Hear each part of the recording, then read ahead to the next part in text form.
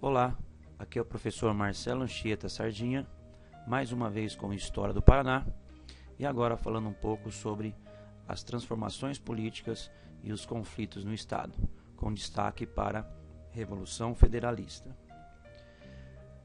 A princípio, os ideais republicanos não tiveram muito apoio no Paraná, somente tomaram forte impulso em 1888 com Vicente Machado, líder local, que aderiu à causa republicana com base no discurso da necessidade de descentralizar a administração do governo para proporcionar maior autonomia às províncias.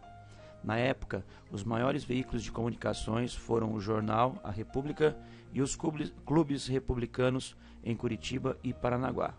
A difusão dos ideais republicanos embasavam-se em questionamentos como o isolamento da monarquia brasileira, única na América do Sul, e principalmente a postura de grandes proprietários de terras que passaram a tratar a monarquia com indiferença após a abolição da escravatura. Com isto, os paranaenses permaneceram indiferentes, recebendo a República sem manifestações e alheio às transformações políticas que se seguiram.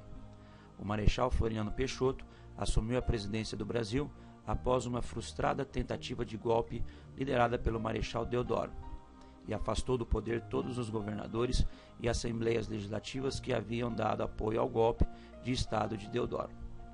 O Marechal Floriano suspeitava das tendências políticas monárquicas e parlamentaristas de Silveira Martins, líder político gaúcho. Com isso, Floriano aproximou-se de Júlio de Castilhos na luta comum contra Silveira Martins. Nas eleições para governador do estado gaúcho, saiu vitorioso Júlio de Castilho, e os federalistas partidários de Silveira Martins, inconformados com a derrota, fizeram a invasão do estado gaúcho em 1893, com tropas oriundas do território uruguaio. Ocorre então a Revolução Federalista, e desde então os grupos envolvidos receberam apelidos populares. Os florianistas, que eram os legalistas, ficaram conhecidos por pica-paus. Já os federalistas receberam o apelido de maragatos. Entre os maragatos haviam entre as lideranças várias tendências políticas, como a do almirante Almir Saldanha, da Gama, monárquica, a de Custódio de Melo, republicana, Comercindo Saraiva, separatista, além de caudilhos como João Francisco, Juca Tigre, que participaram da Revolução para satisfazerem suas ambições de mando na região. Na realidade, entre os federalistas nunca houve um comando unificado, e esta foi a causa da dispersão de sua força. Algumas forças do Exército, Divisão Norte, no Rio Grande do Sul, não aderiram à Revolução e foram comandadas pelo senador Pinheiro Machado, que, fiéis ao governo do Rio de Janeiro, investiam constantemente pela retaguarda dos federalistas. Após a rebelião na Marinha, em setembro de 1893, chefiada pelo almirante Custódio de Melo e almirante Saldanha da Gama, a situação de Floriano tornou-se crítica. Custódio de Melo tomou o litoral de Santa Catarina e os revolucionários elaboraram um plano audacioso de invadir e ocupar o Paraná e posteriormente tentarem conquistar São Paulo. A ocupação do Paraná consistia em atacar o estado por 3 frentes: Paranaguá, Tijucas e Lapas, concentrando-se após em Curitiba. Enquanto o interior paranaense era ameaçado pelas tropas dos maragatos, no litoral a esquadra de Custódio de Melo realizava o bloqueio dos portos, principalmente Paranaguá. A cidade era muito visada, pois tratava-se do ponto final da estrada de ferro do Planalto ao litoral paranaense. A invasão da Baía de Paranaguá deu-se em janeiro de 1894, com embarcações de guerra fortemente armadas, e a cidade rendeu-se oferecendo pouca resistência aos federalistas, que desembarcavam sem grandes combates. No mesmo mês de janeiro de 1894, Gumercindo Saraiva comandou as forças maragatas oriundas de Santa Catarina, que atacaram Tijucas.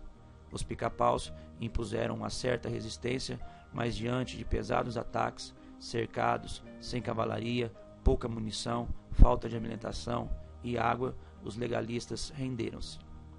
No caso da Lapa, o controle da cidade ficou nas mãos do coronel Gomes Carneiro e seus pica-paus, que foram atacados por Gumercindo Saraiva, Aparício Saraiva, Juca Tigre e outros. Cercados na Lapa, Gomes Carneiro pediu auxílio a Curitiba e à Divisão do Norte de Pinheiro Machado. No entanto, ninguém respondeu e a solução encontrada foi resistir aos ataques federalistas. A resistência foi espetacular, mas após violentos bombardeios dos federalistas, combates corpo a corpo pelas ruas e escombros da cidade, falta de água, alimentação e principalmente após a morte do coronel Carneiro, a resistência passou a ser inútil e a cidade se entregou. Em Curitiba, no ano de 1894, os inúmeros boatos sobre as vitórias dos federalistas fizeram o governador do Paraná, Vicente Machado, transferir a capital de Curitiba para Castro. Não foi deixado em Curitiba qualquer força policial e, para garantir a ordem e a segurança da população, a Junta do Comércio organizou uma guarda policial improvisada para oferecer segurança à população. Gumercindo Saraiva entrou em Curitiba sem nenhuma resistência e a Junta do Comércio, presidida pelo Barão do Cerro Azul, pagou aos maragatos uma grande soma em dinheiro sob ameaça de saque da cidade.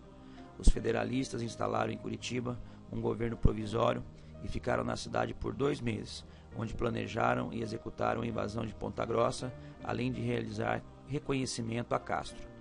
Nesse momento, Vicente Machado já havia se transferido para o Rio de Janeiro. Durante a ocupação do Paraná, o Marechal Floriano organizou as tropas do governo federal em São Paulo, inclusive com uma esquadra vinda dos Estados Unidos.